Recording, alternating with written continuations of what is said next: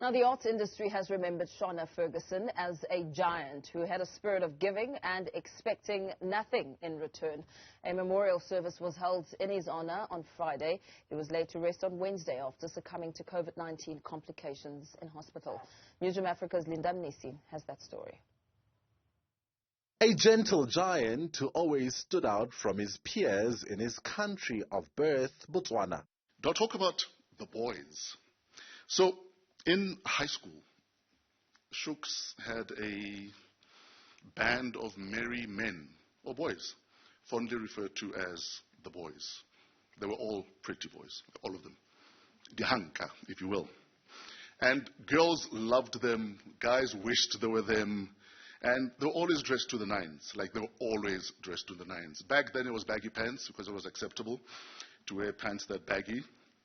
And despite how good they all looked, Shona always stood out. Shona was always memorable. Shona was always that guy, even amongst the boys.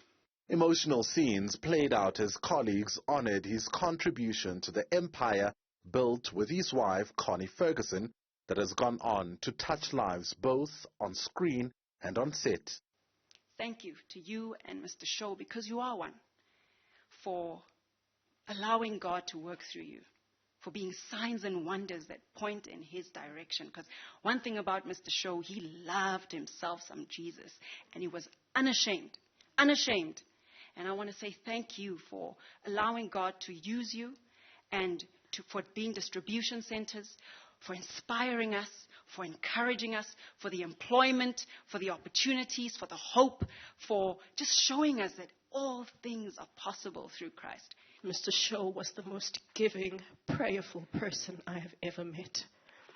A person who was always willing to give love without expecting. A person who was always willing to help when someone was in need, without wanting something. Others said he always remembered to send the step ladder down for others to climb. When I got your WhatsApp message saying Unmarried episode 1 has been approved by channel with no changes, that never happens before, it made me feel good. Sometimes in life we need to stand on the shoulders of giants in order to see where we're going. Thank you for being that giant. On my birthday, he got me a piano to put in my room, and the first song I learned was the second piece of my composition for today. And I recorded it for my mom to play it for him in the hospital. So these pieces connect me very much to my father.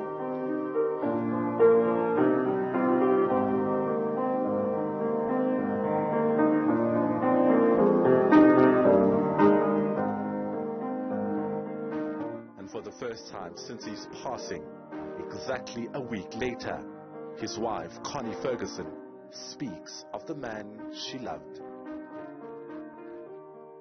Today I choose to celebrate my husband. I choose to celebrate a giant. I don't know, you guys, you saw the show reel. My husband was a showman, right? Not a show off. He was a showman. He walked into a room and you felt his presence.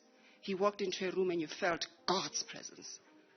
If you followed my husband on social media, you'll notice that he loved pictures. And it's